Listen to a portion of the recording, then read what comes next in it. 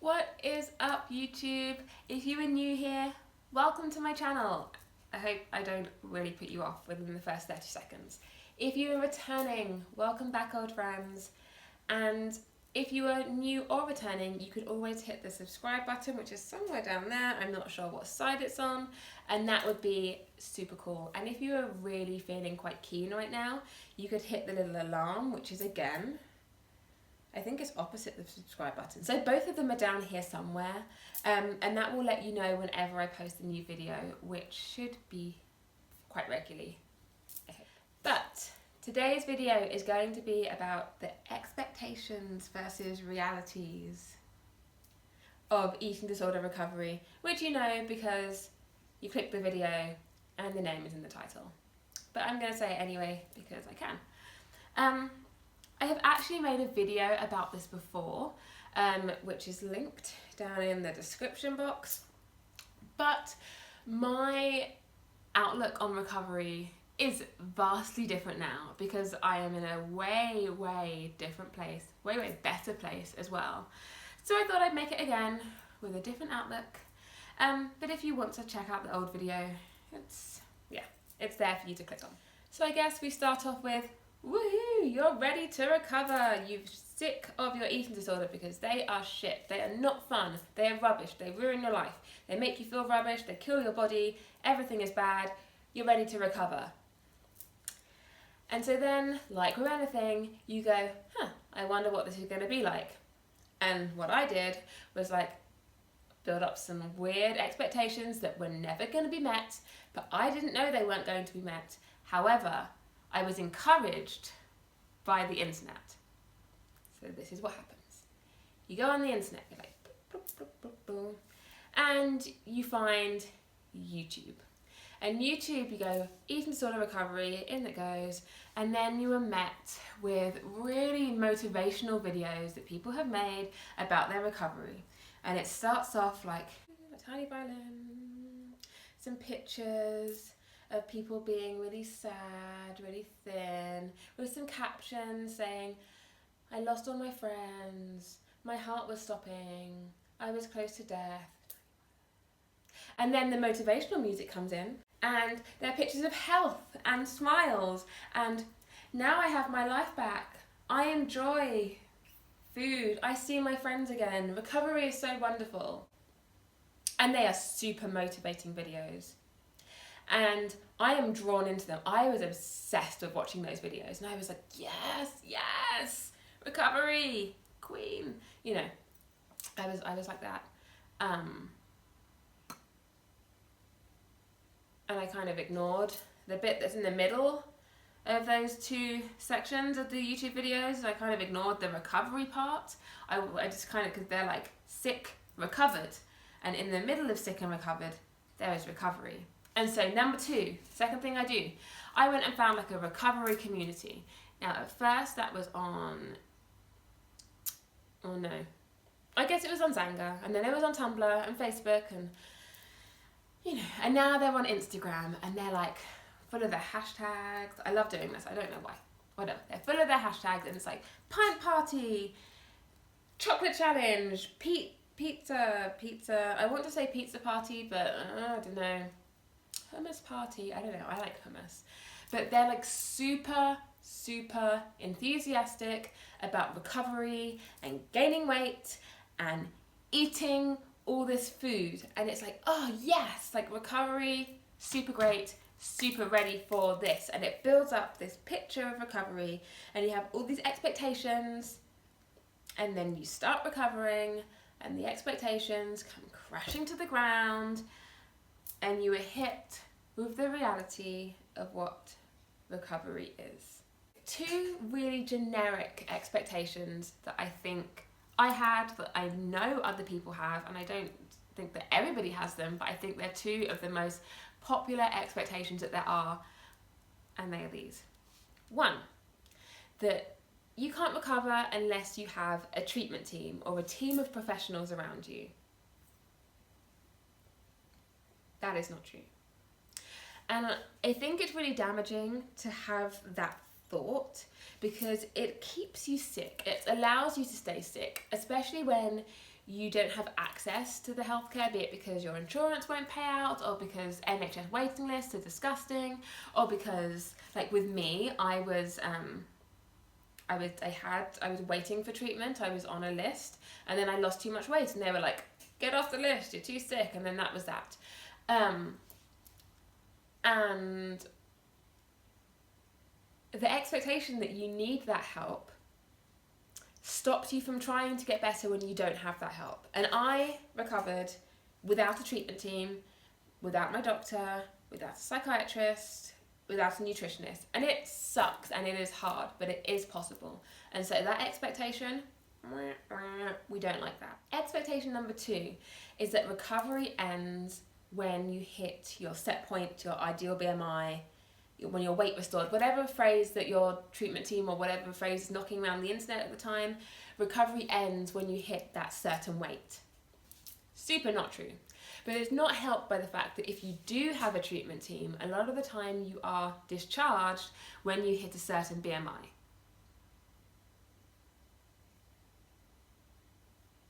So this is the thing, right? So when you're in recovery, your body is really unhealthy, like physically, your muscles, your tissues, your fat, everything's depleted, you're wasting away, things aren't working properly. But also your brain, which isn't, you know, is part of your body, but your brain is also slightly separate, that isn't functioning properly. And it is your lack of brain function that allows your eating disorder to have so much control. And unfortunately, in recovery, you would think like it was your brain, because there's an issue with your brain.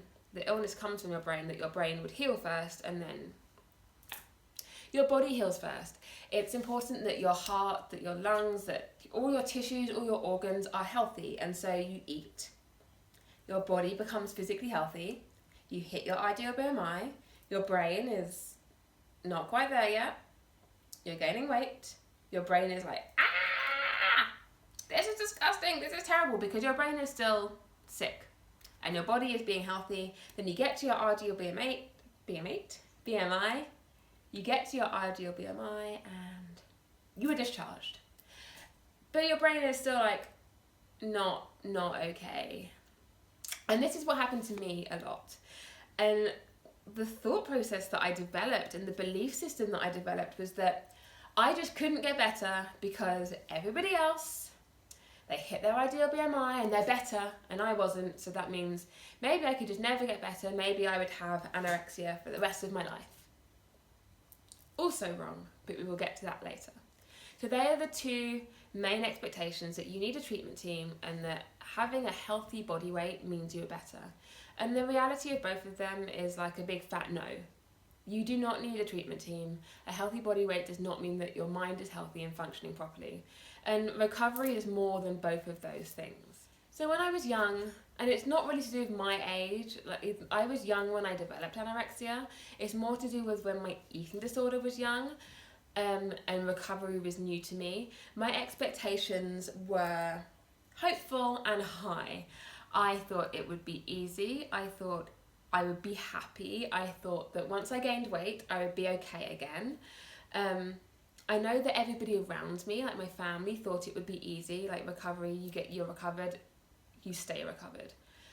And none of those things turned out to be true. It was hard. It was definitely easier when I was younger and my eating disorder was newer because I was more naive and I was less jaded. I became really jaded as time went on. But I think the main thing at that point when it was new is that I thought, you get anorexia or any eating disorder, you recover, you're better.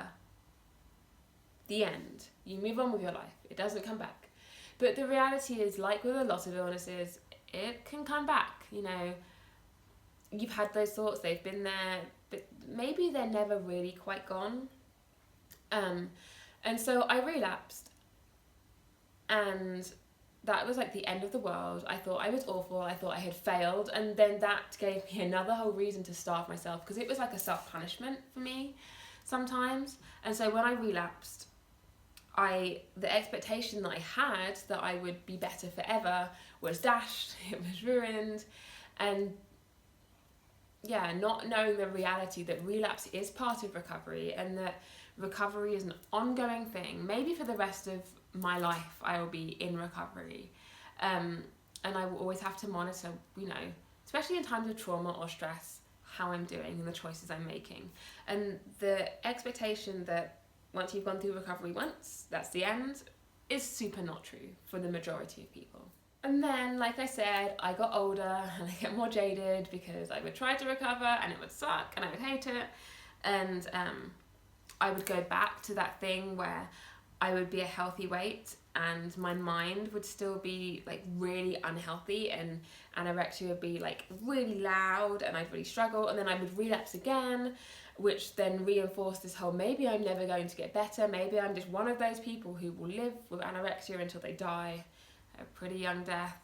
And I went through that cycle a lot because I still kind of didn't want to accept that part of recovery is living with despising your body for a little while, because a healthy body for most people is, 2 thumbs up. And the reality was, for me, my healthy body was still underweight, and yet I despised it, I hated it, and I couldn't live in my old body, my old recovery body, which wasn't recovered. And so before I ever reached the point of recovery that I'm in now, I would relapse because I couldn't cope. And I still had that expectation in my mind that weight restored meant recovered. And when I had that in my mind, I couldn't deal with the reality that wasn't true for me. So I got more and more jaded, and then my expectations of recovery changed. I became one of those people who expected that my expectation of recovery for me and for other people was that some people recover fully and some people exist in the grey area. And this is what I talked about lots in my other video, because that's what I was. The grey area of recovery is when you still have disordered thoughts, but you don't act on them that much. You definitely still restrict. So for me, I would probably eat about 1,000 calories a day. But my body was learning to survive on that. And not just survive, but I was able to socialise, I was able to look after my children, I was able to exercise. But I was still on a pretty big calorie deficit based on what my body needs. And the expenditure, because I was burning off a lot. I still didn't like myself. I still wished I could lose weight, but I wasn't losing weight. And I was maintaining underweight, but not dangerously underweight BMI. And that is the grey area where doctors, family, friends no longer worry, because you've been so much sicker, so we don't have to worry about you. But you are by no means recovered. You're not healthy. You don't love yourself. You don't like your body. You still have lots of disordered thoughts. But nobody is worrying about you because you are healthy-ish. That healthy-ish. Clothes fit, even if they're in like the smallest size, and it's not a concern. And my expectation of recovery for 6, 7, 8 years was that the grey area was okay. And that was definitely not entirely negative. I think the good thing about having an acceptance of the grey area is it teaches you how to live with a healthier body, not acting on the disordered thoughts. So there was merit to my madness, but also having an acceptance of the grey area meant that I never pushed myself to be more, do more, try harder in recovery.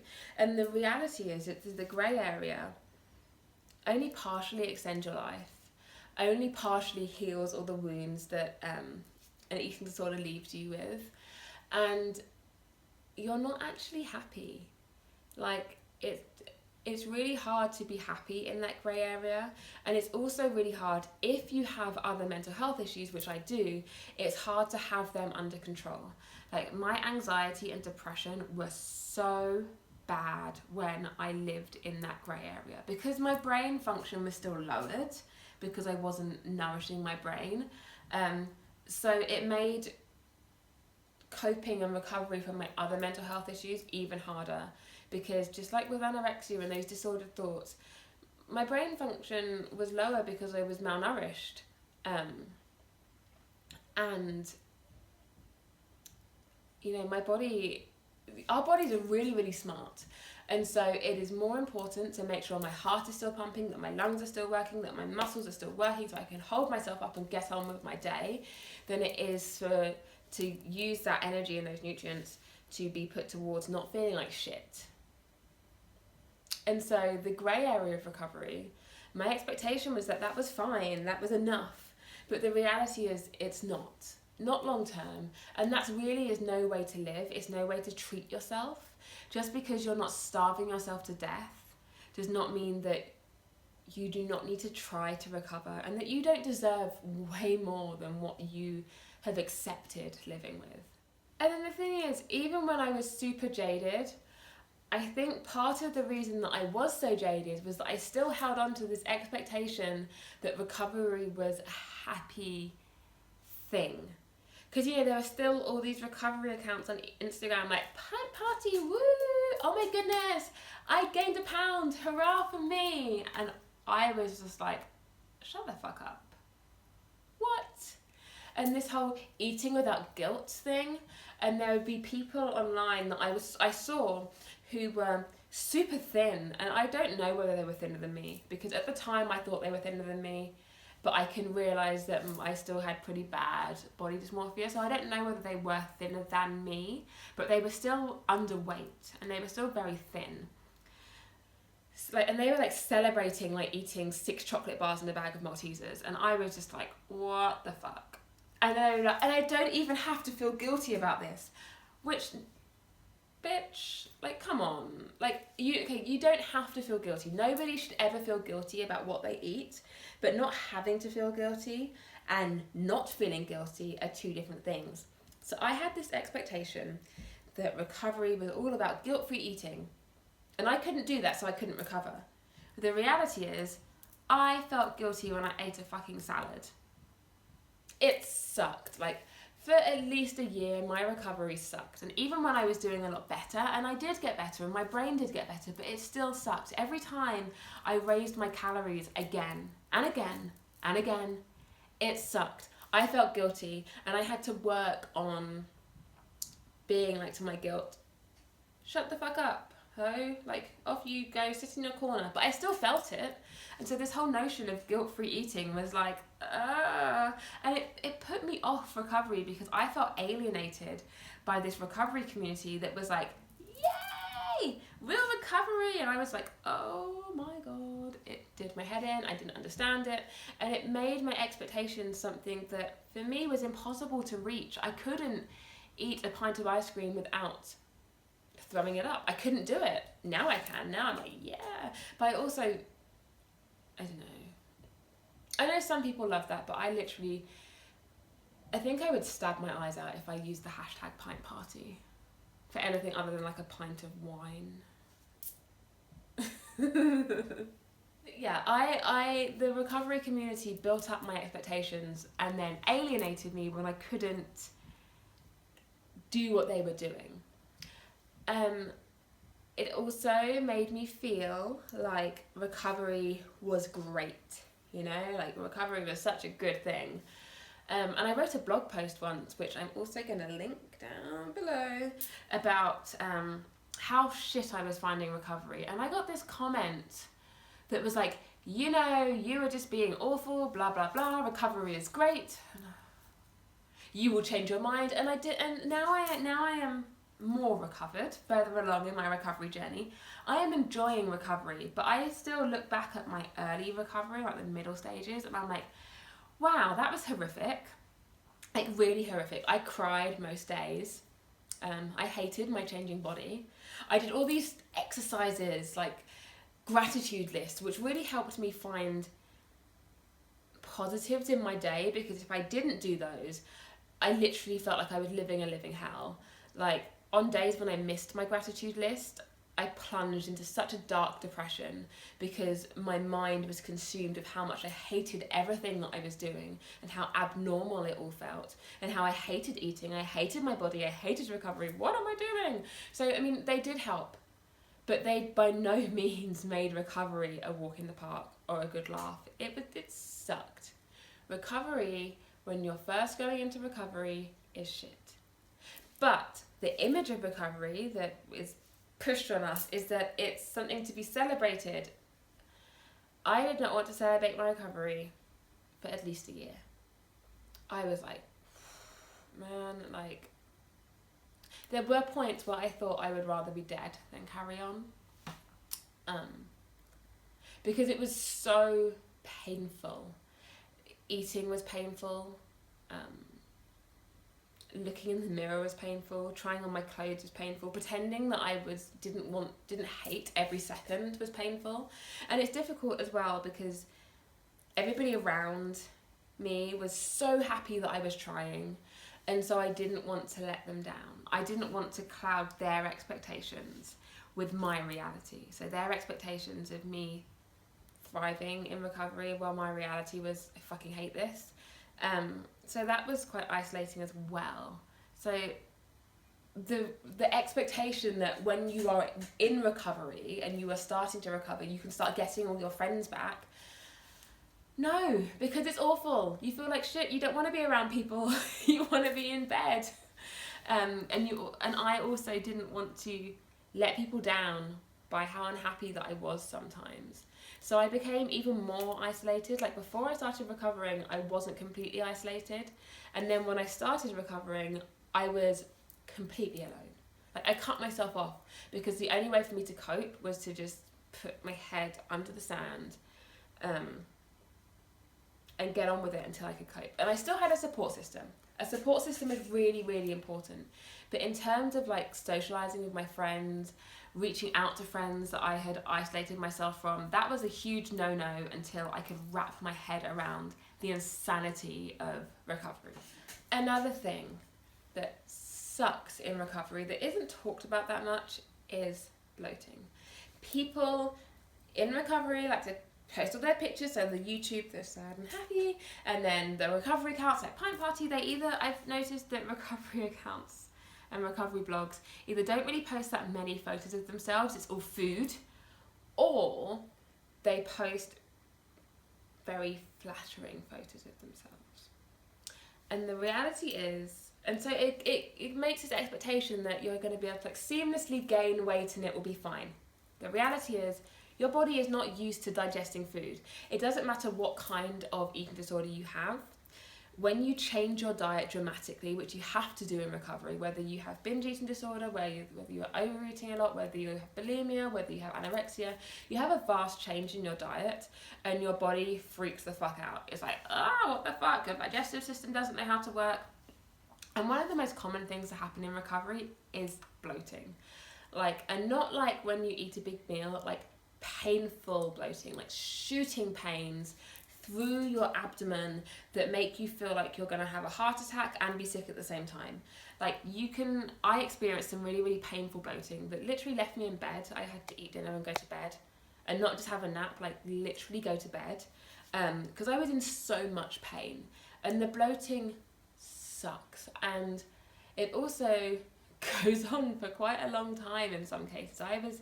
I struggled with bloating for a good 7-8 months before, and I still struggle with bloating sometimes now if I change my diet a bit, if I realise that I haven't been eating enough, which happens sometimes, and I up my calories, my body's like, slow the fuck down, and I bloat, and it takes a while to adjust, because my digestive system is still learning how to work again. And that was a surprise, because I didn't think I would bloat to look like I was pregnant, but I did on a daily basis for months. And then people go, don't worry, it's going to get better. And so you think, I thought, oh, so a month or two it'll be better. No. 8 months. 8 months. But it is one of those things in recovery. And I think, the biggest thing I can say, and I'm going to end the video with this because otherwise I could go on for hours and I am conscious of time, the biggest expectation is that recovery is like a one size fits all thing.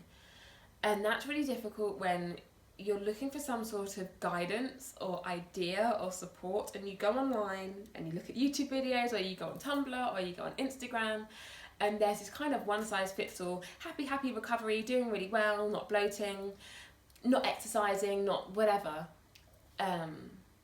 And that's not true. The reality of recovery is that all of our minds, all of our bodies are different. And there's not one way to do it.